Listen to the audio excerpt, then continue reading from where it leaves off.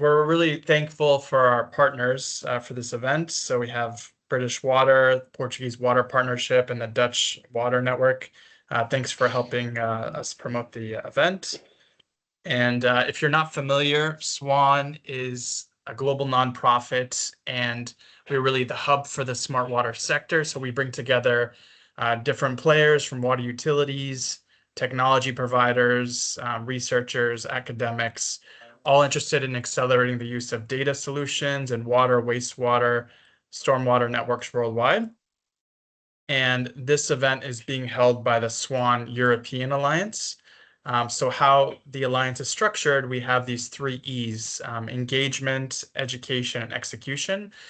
So for engagement, we have more informal calls, community networking, education. We do different webinars like this, and execution, different reports. And that's really the theme of this call, talking about the SWAN Climate Resilience Guide, which we'll get into. And as a benefit for attending this call, you'll also have access to the full reports. So here, without further ado, I want to hand off to Peter.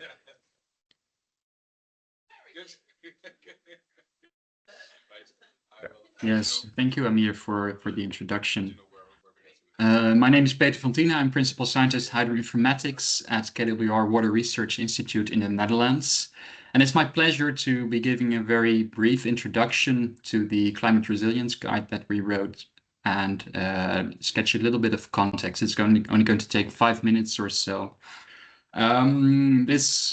This guide was written with a group of people, and it was really a pleasure to write it with Idel Montalvo Arango, Tom Swain, Jess Heath, Frank van der Hulst, Athanasios Serafim, Joanna Teixeira, Titi Westlund, and Tom Woolley. So on to the next slide, please, Amir. So just to set the scene, I'm showing you the development of drinking water demand in the Netherlands. And it seems like something which is relatively easy to predict. We see on the horizontal axis time, on the vertical axis, the total drinking water demand. And if you were working at a water utility in, let's say, 1985, and you were asked to design the infrastructure for 2000, it would be logical, it would make sense to extrapolate the trend that you were seeing and create a lot of additional infrastructure. But what actually happened, next slide please, is quite different. We see a strong trend break around 1990, and we actually see a decrease in the water demand. So if you were working at this water company around 2000 and you were asked to design the infrastructure for 2020 or 2030, again, it would be tempting to extrapolate the trend that you were observing, but of course you can already guess what happened. Click please. There was a trend break again, and currently the Organization of Dutch Water Utilities recognizes that there is really a lot of uncertainty. There's deep uncertainty with respect to the water demand, and the bounds of the prognosis are very, very wide indeed. Next slide, please.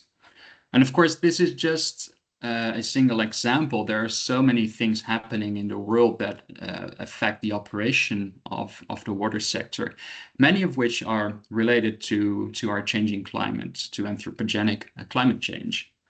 Next slide, please.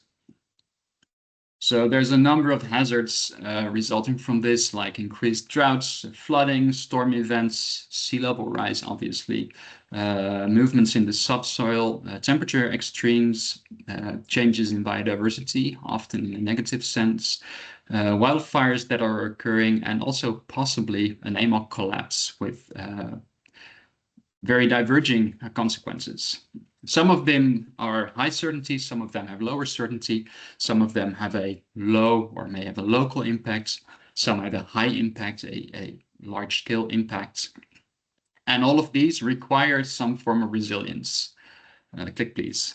And in this context, we define resilience as the capacity of water system to anticipate, prepare for, respond to, and recover from disruptions or adverse conditions while maintaining continuous service or restoring it as quickly as possible to ensure the uninterrupted functioning of communities. Next slide, please.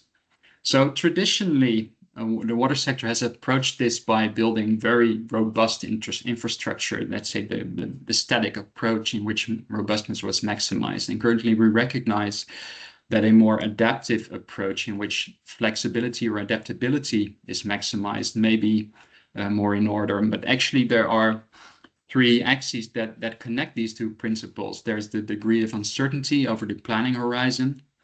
There's a degree of flexibility in the available solutions. And there's the implementation time relative to the rate of change. And actually, there's a number of things we can do in addition to choosing between this more static, robust strategy and this more adaptive, flexible strategy. We can influence the degree of uncertainty, for example, by doing research and by influencing. We can influence the degree of flexibility of solutions by developing new technology. And we can also influence the implementation time by developing technology and influencing policy, which allows us to be in a better position to take this more flexible approach.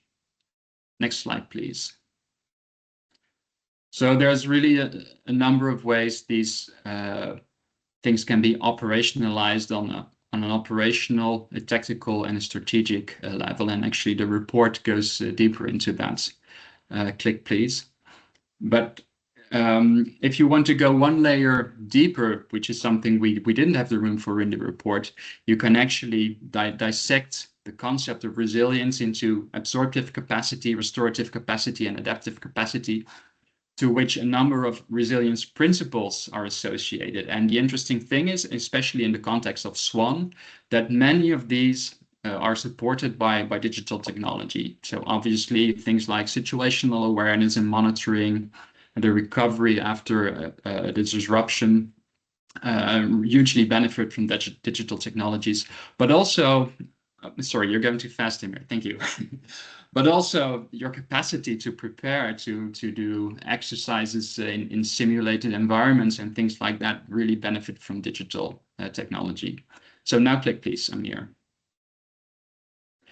So the report gives a really nice overview. It defines resilience. It discusses the impact of climate change on resilience. It discusses how it should be evaluated with water utilities and how it can be increased. But I guess the most interesting thing for most of you is the case studies which are in there. And two of them will be presented right now by Joanna and by Jez, after which Idel will discuss how to continue, give a call to action. So I'll leave it at this. Thank you for your attention. And yeah, I guess the next one's up. Thanks, thanks, Peter. And so, yeah, Jez, over to you. Lovely. Lovely to meet you all. And so I am Jeremy Heath from SES Water. I am commonly known in this industry as Jez from SES. I'm the innovation manager here, but I'm also the UCWEAR program lead on leakage. And what that means effectively is I coordinate a lot of the research and work that goes on in the UK on leakage. So I want you to imagine for a second that you're an asset manager, okay? And I want to talk about, you manage your assets and you see them failing over a period of time. So you have a classic bathtub curve. You put an asset in, initially high rate of failures, and then you have the life of the asset. And then as you come to the end of the life of the asset, you start to see more failures coming through. And the good thing is actually because you put your assets in at different times, they fail at different times. So you're kind of dealing with a steady work pattern of assets failing as they wear out. Okay, that's pretty standard practice for managing assets. But over time, you start to see a worrying trend, because instead of your assets failing regularly all the way through, suddenly you start to see that a number of your assets are starting to fail on a block of time over a summer or something like that. And then you start to see an even more concerning trend, is that instead of your assets just failing over a block of time, in fact, some of your assets are all failing at the same time. And the problem with that is it completely overwhelms your capability to deal with those asset failures. You haven't got the staff, you haven't got the equipment to deal with that many failures occurring at the same time. Now, for an asset manager, that's a disaster scenario. The trouble is that's exactly what we're starting to see now in the UK as a result of climate change and the impact that it's having upon our mains network. So let me explain that. So the year that we use as a kind of benchmark for really understanding this coming through was 22-23. Our regulator is Ofwat, and all of the water companies in the UK have performance commitments. So we have to hit targets on bursts, supply interruptions, and water quality and leakage.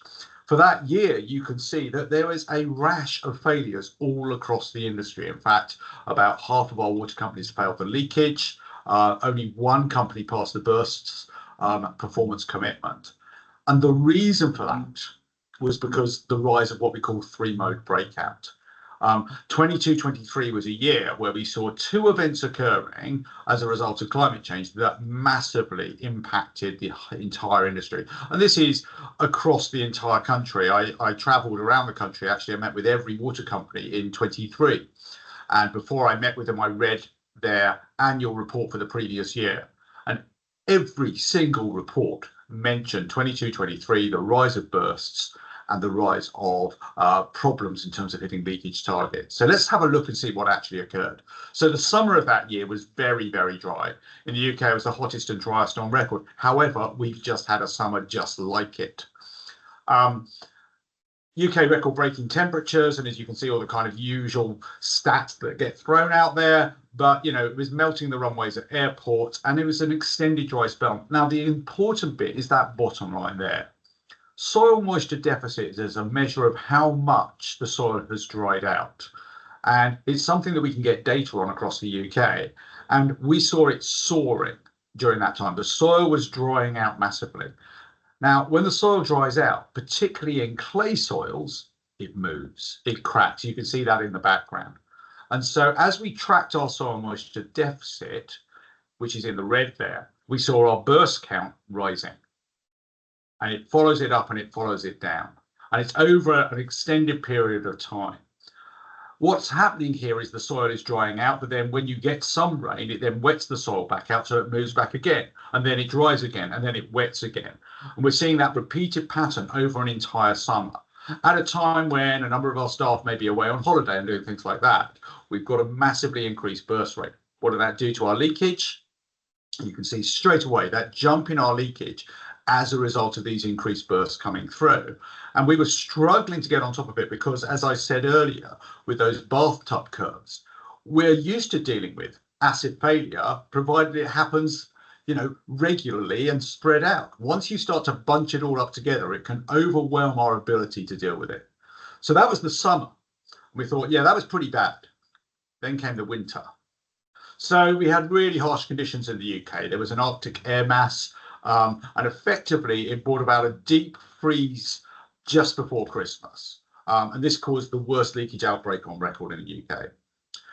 That's the temperature, the average minimum temperature, and you can see that it dips deeply just before Christmas, going down to about 7 degrees we saw in some areas. Now you're thinking that's not a massive temperature drop. No, it's not.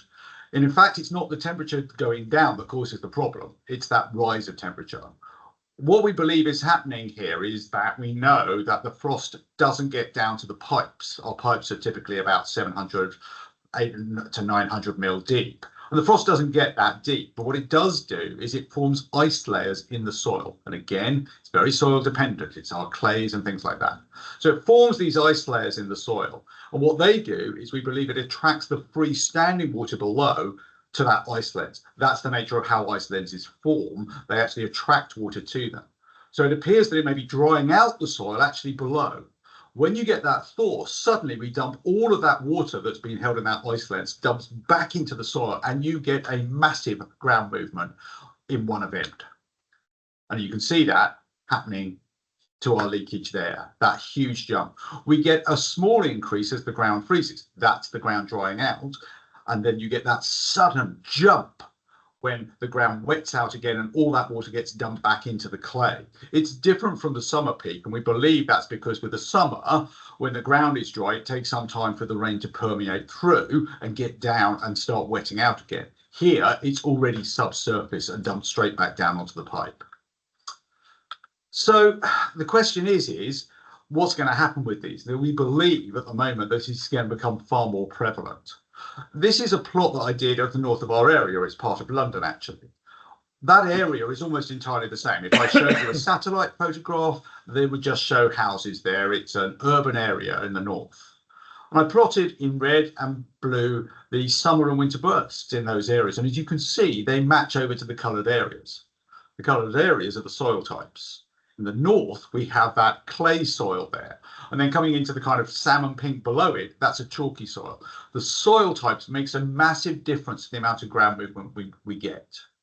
The area to the right, and you're thinking that's strange, you've got bursts in the chalk. We believe what's happening there is that the clay soil overlays the chalk and our mains are laid in the clay. So simply using your soil maps doesn't provide an accurate picture. You have to go beyond that. So what we're finding, therefore, is we have these multiple failure modes. Our standard mode is pipe conditions and pressure variations. That's how our pipes have been bursting, as we understand, for decades and beyond that as well. We now have this winter breakout with a sudden one-off ground movement following a thaw, and then also these summer breakouts as well, continuous ground movement due to this soil dry out. Concerningly, the El Nino conditions are predicting that, okay, we're likely to see a surge in global temperatures, more disruptive weather and climate patterns coming through. And we think that actually that summer breakout may become the predominant failure mode for pipes in the clay soils in the UK. And that's deeply worrying for a lot of our water companies. And certainly, as I said, this last year that we've had, this last summer, we saw exactly the same pattern again. Currently, our models are all based around standard deterioration. So we're now having to say, okay, treat our models, treat these main failures in different ways because the failure mode is a different type of failure altogether. So there are global and local solutions, but companies need to adapt to them. It was interesting. I've been speaking internationally about this to other countries, and I'm finding that other countries are finding exactly the same thing. Again, very soil dependent. So how do you deal with it? Well, number one is that you need to get that awareness time down. Being aware of when your pipe fails gives you a chance to react in time before it impacts your customers. So there's a real need to drive down your awareness and your localization, okay, so that you can actually find them really, really quickly. Main solutions, well, you'll find a lot more circumferential fractures. The main is literally pulled apart like that. And so you need to just gear up that you're going to be doing a lot more of those type of failures. So the current kind of prevention methods that we have, pressure reduction, transient management, this cease to be as effective as dealing with these bursts. They're not bursting because a pressure surge is going through and finding the weak point of the pipe. They are bursting because the ground is literally moving around them and pulling the pipe apart. So prevention methods won't be so effective. We need to look at more replacement. And so particularly in the UK, we need to address no-dig methodologies. It's something that we're not good at in the UK, and we've got to start looking at those again and start to bring those in. And that means it's a bit of a regulatory issue as well, because some of the reasons why we have issues with no-dig is down to regulatory ones. So one of the ways that we dealt with this at SES Water is that we brought in a smart network. When we did that, we had two principal drivers. We were looking at better leakage and network management, and we looked at improving customer service. I, as an innovation manager, have been tracking two technologies. I've been tracking AI. Everybody's looking at AI these days, but I was doing this some 8-9 years ago. But I was also looking at the Internet of Things. And I said, look, you know, I believe if we start to combine these two together, it could be extremely powerful and give us insight into what's going on our water distribution networks in a way that we've never had before. And so before lockdown and during lockdown, we replaced our entire logging base across SES Water. Previously using 2G loggers, we brought in NB-IoT loggers, and we went from 15-minute data coming back every hour to 1-minute data coming back every 15 minutes. So that's a 15-fold increase in the amount of data we were getting across our entire network. Tied in with that was that we therefore put that into an AI, and the AI learned every single DMA, and we trained it. This is what a burst looks like. So it's these days a technology that a lot of companies are introducing, but we actually managed to get this all introduced during lockdown. And we had the learning process going on, and then we set a limit. So as soon as it goes outside that limit, we're aware. great solution for our leakage. And what we're finding typically is that we have an awareness time for a hidden burst of somewhere in the region of about 2 hours, which is fantastic. But we didn't trade it for an event where we have mass breakout, those kind of summer and winter events. And then we went live in March 22, just before we went into that summer. So following that really bad year, 22-23, we looked back and said, okay, how did the smart network deal with this? So the great news is IDMA, that's what we call the smart network, it alarmed to every single significant leak. We had a small proportion of false alarms, 10%, and out of that 10, 4 of them were down to analysis, and about 6% of that was down to actual data errors with loggers and things like that. So you're always going to get that, but I was surprised how well the system tracked against a solution that we'd never said deal with mass breakout across the area. Without the IDMA, we wouldn't have known about many of those bursts until the following morning. We have a process now where we are literally tracking it through the night using our control room, and we are aware of bursts almost as soon as they're happening. So during that mass breakout, our neighbouring water companies with exactly the same weather conditions as us were losing supply to tens of thousands of customers at times, and in some cases for multiple days. And that was a result of being overwhelmed by all of the bursts that were coming in. We lost supply to 48 properties for just over 3 hours, 3.8 hours. Now that was extraordinary behaviour. We never brought in the smart network to actually do this kind of thing. We were thinking of it as a leakage tool. But actually, a lot of the benefit we've seen is its ability to deal with interruptions to supply. It's stopping customers going out of water. So we had no supply issues. We didn't lose any of our storage, and we didn't need to put out any alternative waters. So it was a massive, great big success for us. Where we're going now is we want to continue expanding that and using that more and more effectively as we're moving into these, mass breakout events. And one of the things I've been saying to water companies across the country is if you're going to be deploying these kind of smart networks and these smart solutions, concentrate them in those areas where they're going to make the most difference. And we describe those as being the clay, karst, conurbation. You put them where you've got your movable soils. So typically your clays and peats, those are the ones that are going to be most impacted by climate change.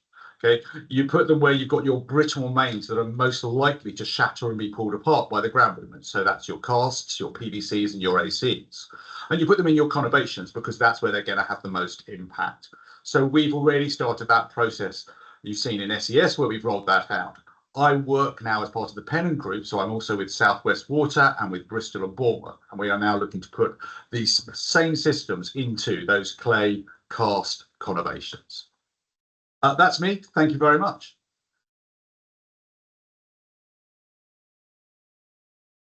Thank you, Jez. Excellent presentation. And just a reminder, you can ask questions in the chat. So over to you, Joanna.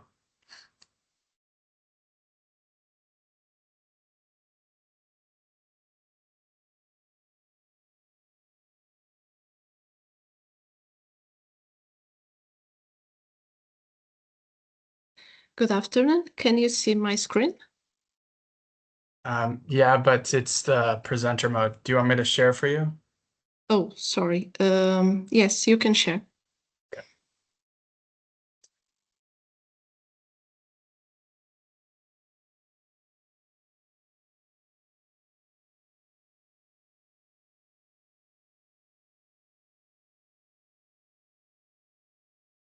Okay. Yeah. Okay. Good afternoon, everyone. My name is Joana. I'm the responsible for the water resources department in Águas e Energia do Porto. Next slide, please. Águas e Energia do Porto is the municipal company responsible for the management of the urban water cycle in Porto, which includes water supply, drainage and wastewater treatment, stormwater, rivers, streams, and seafront management. Next, please. Porto is one of the most important cities in Portugal. Is located in the north part of the country, and the city has about 85 kilometers of streams and rivers in its 41 square kilometers, and about 82% of these streams and rivers are piped. Next, please. These 85 kilometers of rivers and streams receive the entire stormwater system of Porto, but these infrastructures are old, and the city is growing fast, which means a higher amount of stormwater discharging in these streams and rivers. And next, please. Next slide. Yes, thank you. And in the other hand, we know that the climate change will bring additional challenges to the management of the city's rainwater system due to the increase of extreme precipitation events. And these events are happening nowadays in Porto, as you can see in next slide, please. There are some small videos about some extreme weather events in our streams and rivers, and this is an important challenge for us.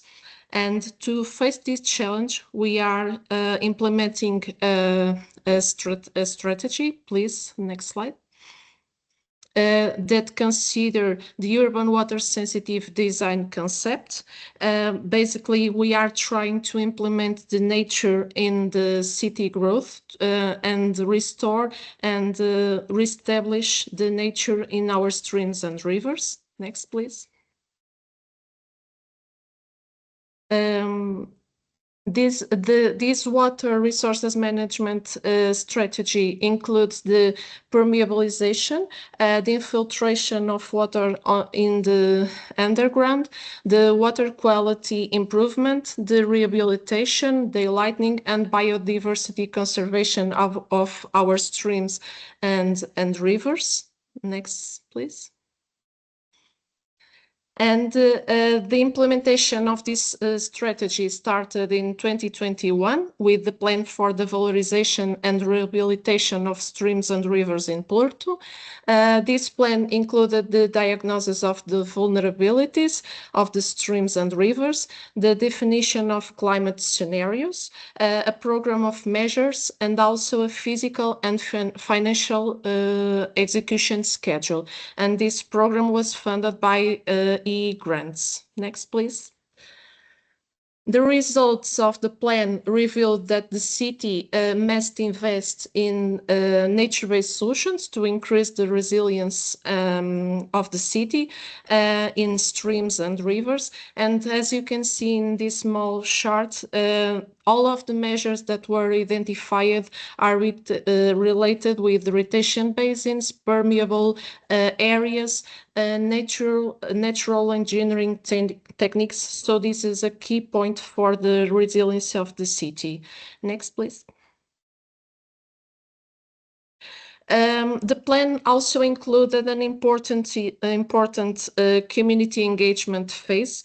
Activities like bootcamps, environmental activities, and public presentations to engage stakeholders in development of the plan and design of the future of the strategy was implemented.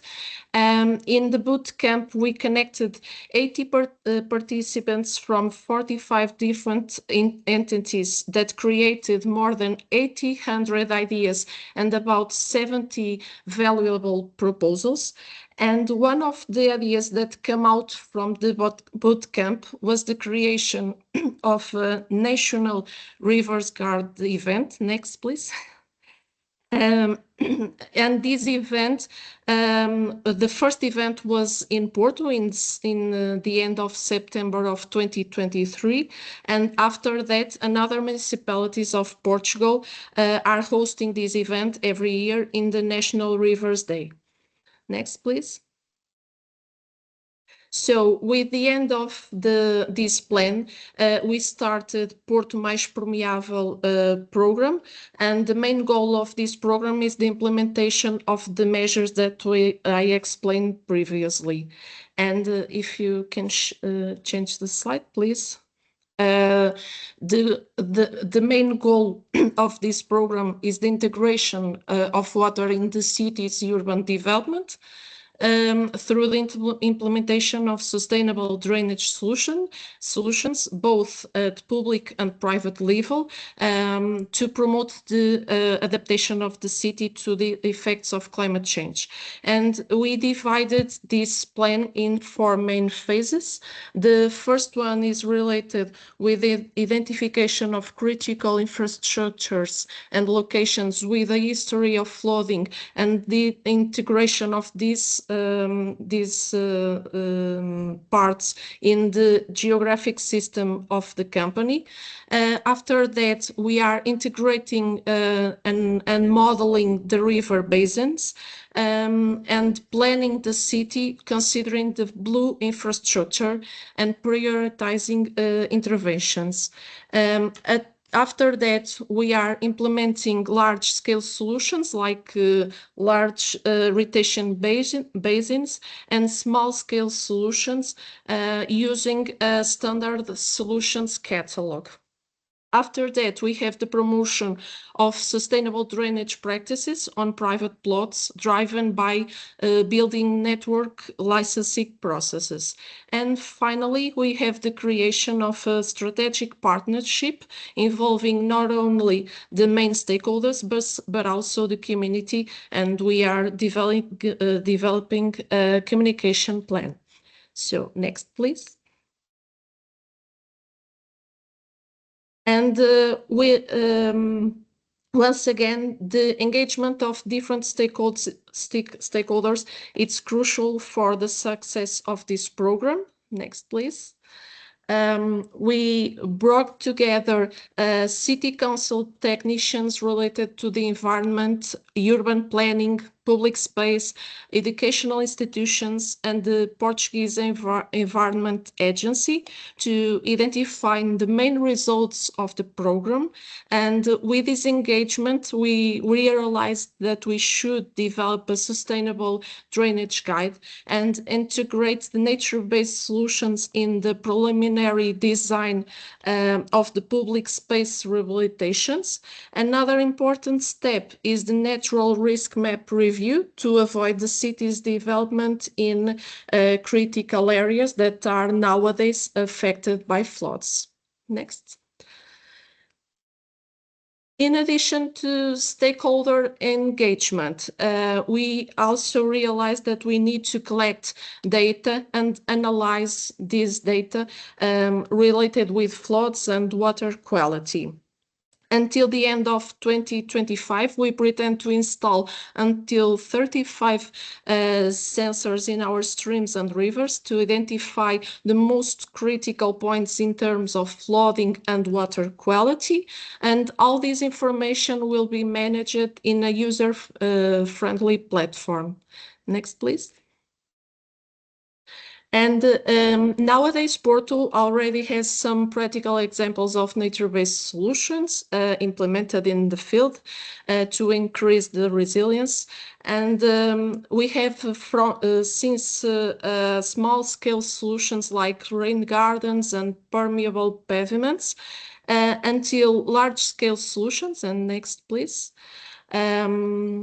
Next slide, please. Like this park, this is Asprela Central Park, and this solution has the capacity to retain until 10,000 cubic meters of stormwater. And it's also an important park that connects the universities, the hospitals, and the services nearby the park. I think there's somebody with the micro open. And next slide, please. and here you can see another images about this Asprella Central Park and the importance of this park to retain the storm water during extreme weather events. Next one, please. Another example in Porto is the Paulo Valada Garden. It's a space that was built to retain stormwater, and as you can see, we have a football field to retain the water during the rainy season, but simultaneously this park allows the recreation during the summer and during the sunny days. Next, please.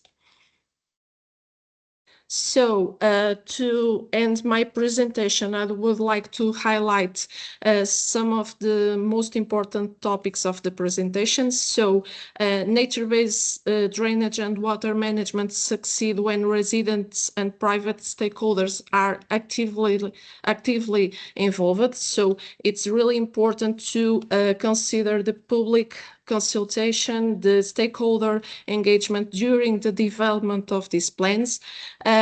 Also consider that the collaboration strengthens water management, so partnerships between the municipality, agencies, developers and the community create tailored, robust responses to climate change.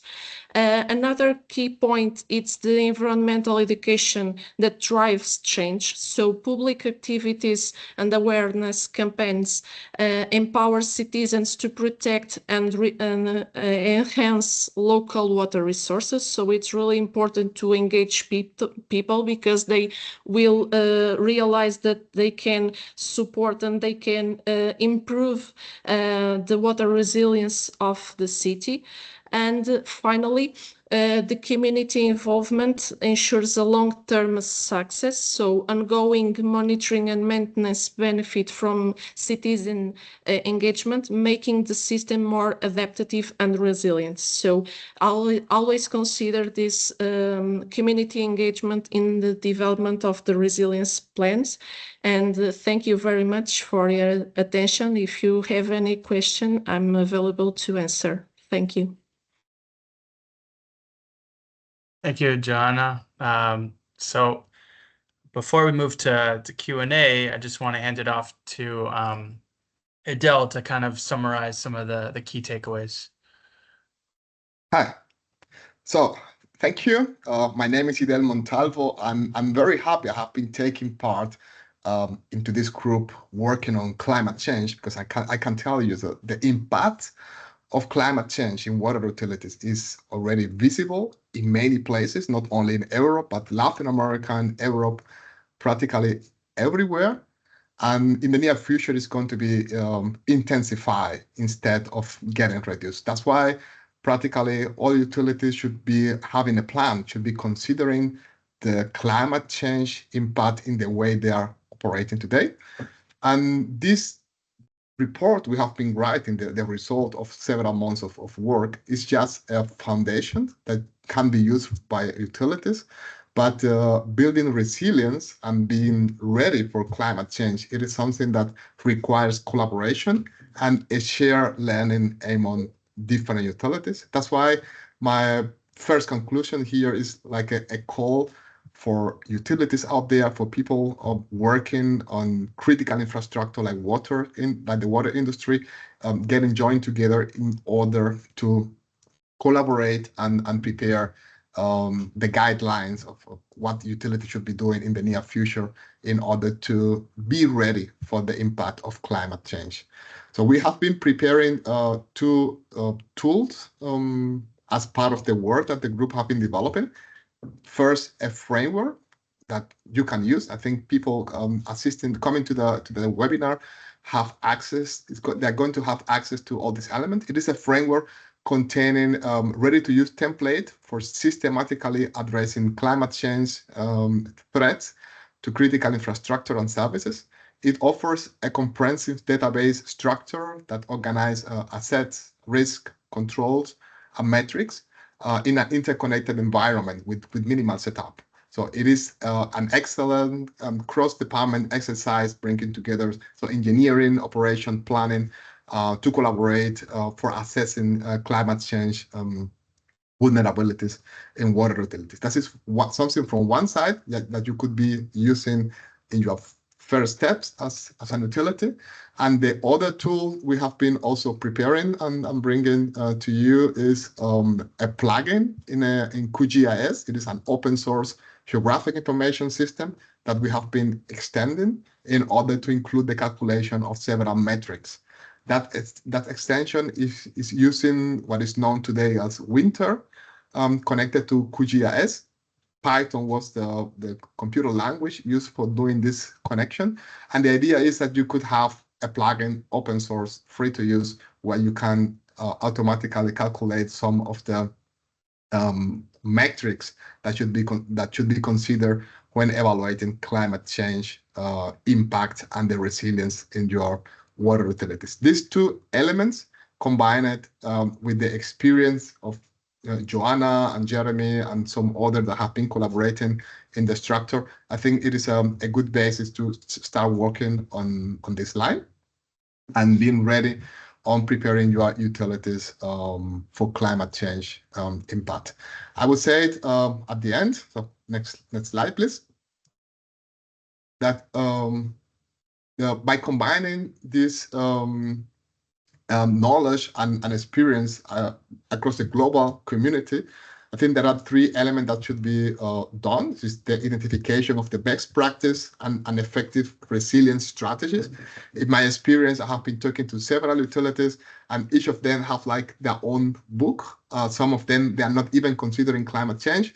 They are starting to do that right now, and I think it should be a joint collaboration in order to identify what is going to be working better depending on your region, the characteristic of your utilities. Second, there are many metrics out there. What metrics is more convenient for you is going to be a critical point as well, and to accelerate our collective readiness for a change in climate. That is, I would say, the three main important elements that should be considered in the near future. And in my last slide, I would say, well, a collective journey toward a resilient future is what we should be doing. And by sharing what we know with trains, not only our own system, but also the resilience of the entire water industry. So this work is a good base, but the joint collaboration among different utilities is what is going to be making practically a successful future for all of us. That's why we invite you to participate in our group, to use the tool we have been developing. And if you want to join our development as well with the open source software that we have been coding as part of the work. And that's it. I'm going to be ready for any questions if you have, as well as the group. Thank you. And just want to thank our presenters again. Virtual round of applause. So we have some questions for you guys, if you could turn your videos back on. So I think this first question is from Ben, probably to Joanna. What kind of flooding and water quality sensors are you using? Okay, great question. Thank you very much. So we are using different sensors. So we are installing sensors that can measure the level of water in the stormwater pipes and in streams and rivers, and we can see the variation in the level of the water in the pipes, and also sensors that detect water in the streets and in the lowest parts of the city, and these sensors send a message to us, to the team, to inform that we are facing a flooding event in that part of the city. And the quality sensors, we are using sensors that can collect information about turbidity, conductivity, E. coli, and also we are now trying with our innovation department some sensors that can see through a video the color of the water, and then the system will learn with the image of the color of the water if we have a discharge or not. So we are combining lots of sensors and lots of information to understand a bit better understand the water quality and also the water quantity of our streams and rivers. Okay. Thanks, John. So, Jez, just a couple quick ones for you. Are you aware of a classification system for assets in water and wastewater? So we've been doing a lot in terms of looking at our own asset systems below ground. So in fact, we use a solution that came out from Canada, Ecologics, and we actually do condition assessment of all of our pipes, which gives us the remaining wall thickness. So we do that in 150-meter segments, and we've mapped out probably 2/3 of our cast iron and ductile iron in our area. The trouble is that, as I said earlier, that's working on the basis that failures occur as a result of acid deterioration, and then you get a pressure transient finding a weak point. And we've got a reasonably good understanding on that, or we're developing it. The issue that I've got now is that failure due to ground movement is a completely different mode of failure. And by way of example, I always say, look, if you take a football field, and I told you that one end of that football field is going to move by 4 millimeters and the other end is going to move by 2 millimeters as a result of ground movement, where's the burst going to occur? People will naturally go 4 millimeters, it's more movement. Okay, now what if I told you that the mains condition at the 4 mil was really good, but the mains condition at the 2 mil was really bad? Where's it going to fail? And that's the problem. We don't know that yet. And so we're now having to rebuild all of our models and rebuild all of our thinking. And part of that is separating the mains out. People tend to treat all main failures as being similar. What we're now saying is, no, don't do that. Separate them into the different modes of failure and then start to look at which mains are most susceptible to that under those particular conditions. So it's certainly challenging our thinking in terms of our traditional models of mains condition and asset failure. It's a bit like taking your car off road. Yeah, your daily car, it works fine, but suddenly you take it off road and all the bits start to fall off and it doesn't last as long. Yeah, that's where we're in at the moment. Yeah. Amanda, do you want to ask your question and maybe just introduce yourself? Amanda Bybee. Or maybe you're raising your hand. I didn't mean to do that. No worries, Amanda. All right. One more for Joanna. Did you use any tools to help prioritize where to implement green infrastructure?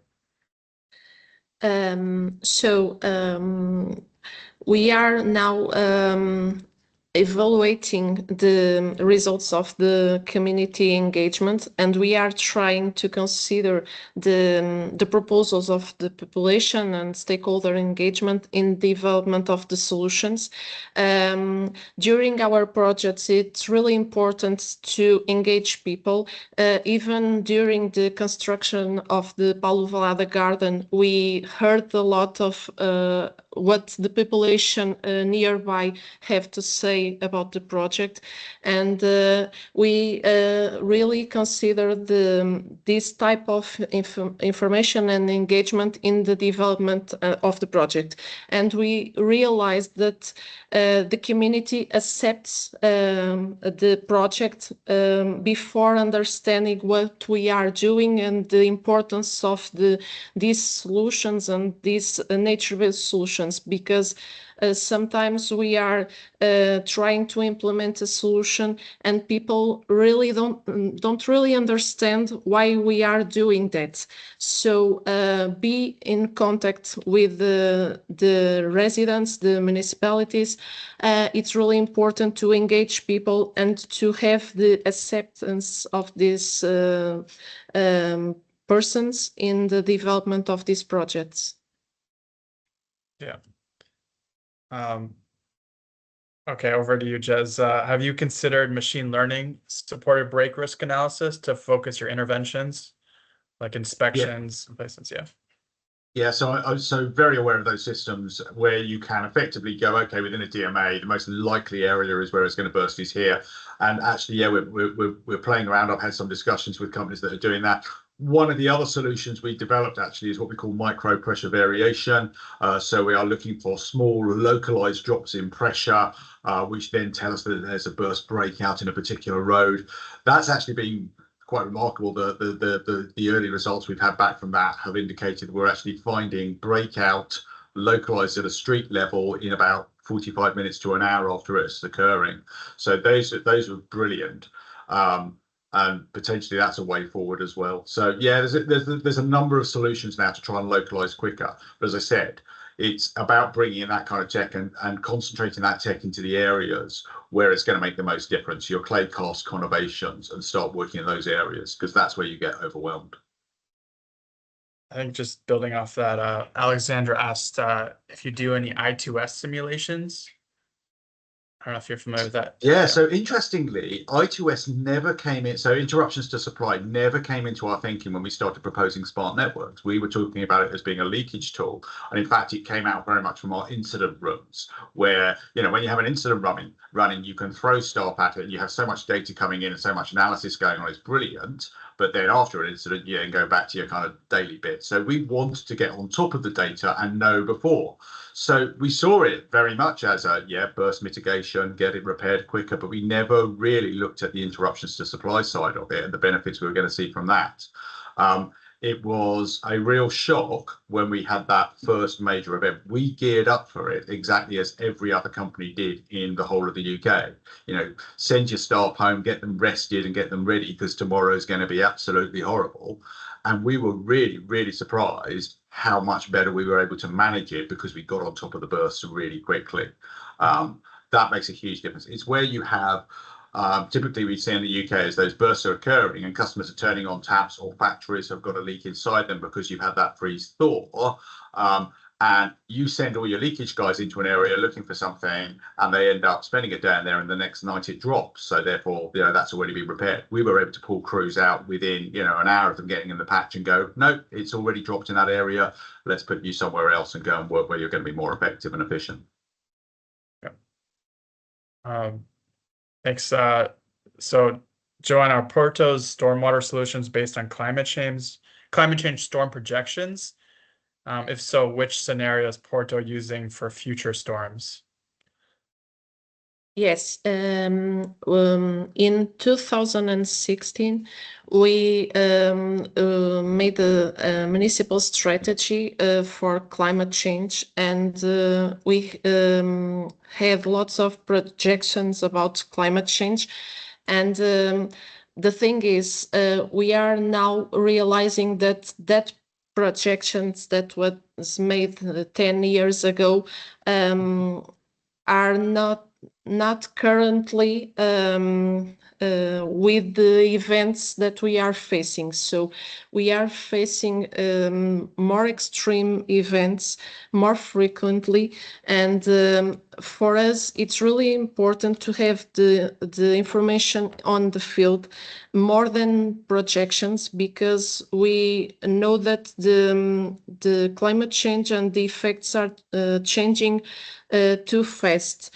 We realized that a project that we develop, like a retention basin that should be used only once every 20 years, an event that should occur only each at 20 years, are now happening every year. So we realized that our projections could be not correct. So it's really important to have data about what's really happening in the field, and use this data to try to understand how the city can be prepared for the future, and the most vulnerable areas in the city, and have combined solutions to address that vulnerability. Thanks. Adele, there's a question for you. I don't know if you saw. I Yeah, was is there a about to plan? answer that. Yeah. You wanna? No, yes. The implementation of scenario management in winter. Well, winter do not include a strong scenario management. We have been working on that part, but totally independently of winter. So we are going to be using winter, but the management of the scenario and the data structure of the hydraulic network model is going to be separately managed. And we have been adding several, let's say, functionalities, new functionalities in the scenario management that is coming practically from the source control of software, where you can create a scenario, make change on it, take those changes and move it to a different scenario, merge scenarios, and so on, but totally independently of winter. So the result of the model coming from that scenario management, you can use it for running the simulation in winter. And the release is planned in December this year. So you can just contact back and you're going to be using this version if you want. Jim, it was the one, Jim Bray, the one doing the question. Yeah. And what we can include everyone's contact details after if you want to ask more specific questions. But Joanna, these two questions are kind of aligned in terms of like community engagement. How have you kept the communities and stakeholders informed as the project progressed? And also, how do you measure like the community participation? Okay, so the development of these projects, in the development we have several communication tools that we prepare for the population. We have websites with the most important information. We have public presentations. We invite people to come to the company and to learn a little bit more about what we are doing in the streams and rivers resilience. So we also have a water pavilion that collaborates with schools and inform the youngest people about these issues. And we also have a channel for the population to communicate every thing that they can see happening in the city. Whenever we have a extreme rainy event in the city, they have a channel that they can use to inform us about these issues. And after that, we inform the population about the measures that we are applying. So I think the key point is have a communication plan that integrates several tools to communicate and engage with people, and be always looking about what people are doing and saying about these issues. So it's really important for us to have a communication plan associated with the resilience plans that we are developing. Thanks. So I guess one final question is that we talk a lot about resilience, but it's also adaptation. So I guess from the different speakers, what would you say was like in your project, like a point where you had to adapt, or maybe like an unexpected outcome, or even a failure that you had to learn from?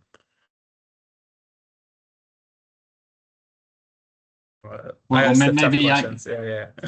Maybe I can answer that. I mean, we know from all kinds of climate observations that the climate is changing more rapidly than we anticipated, and learning it that this is also being observed and experienced by the practitioners is very interesting. It's not surprising in that sense, but I think it does stress that we need to work on our adaptive capacity.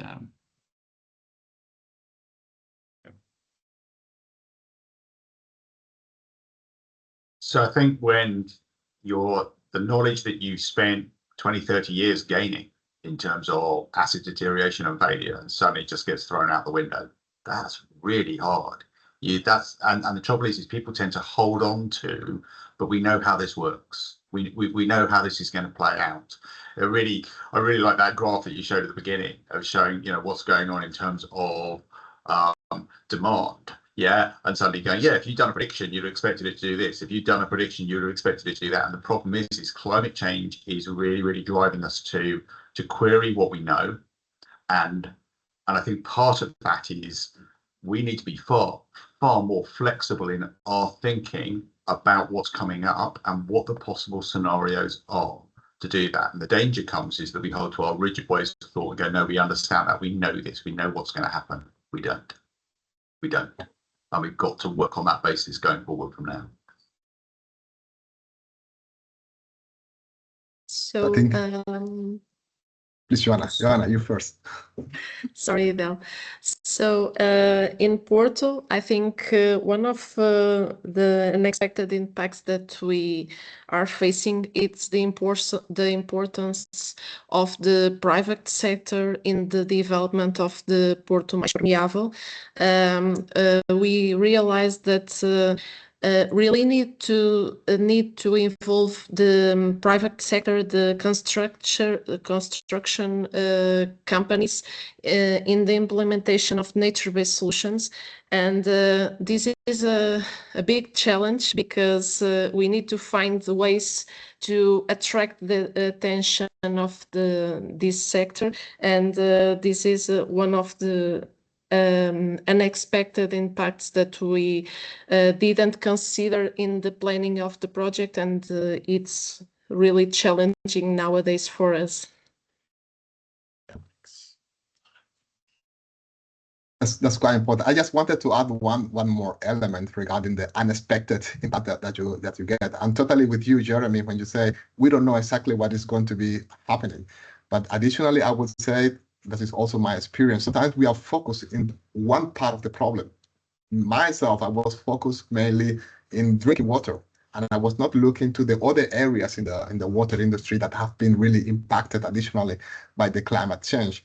And that common view, different impact affecting the same industry, it is something that, at least in my case, was not so clear at the beginning.